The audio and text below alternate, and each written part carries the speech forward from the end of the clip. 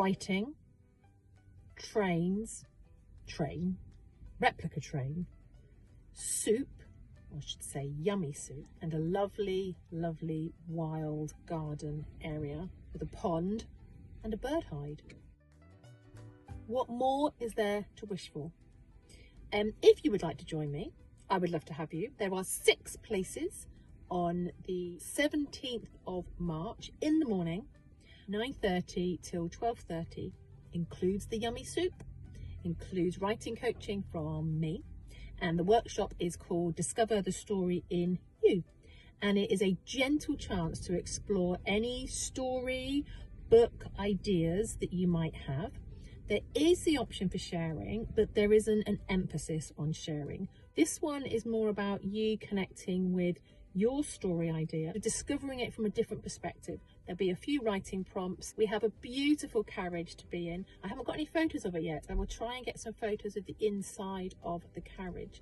But there is soup. Did I mention the soup? You can buy teas, coffees, cakes, anything that you might like. It's a lovely cafe. And we're going to gather there, and we have access to the outdoor area too. 6 places available. I would love you to join me. There will be a link somewhere in this. Probably tap the video and there will be a link to take you through to the booking. It is £24, and that includes the food, includes the workshop space, and then any additional teas and coffees will be at your expense if you would like to buy any. And parking is free. And why not make a day of it? There's a lovely little meadow next to the Bassenthwaite Lake Station too, or you're very welcome to stay afterwards and grab a coffee and a little table to yourself afterwards and make a day of it.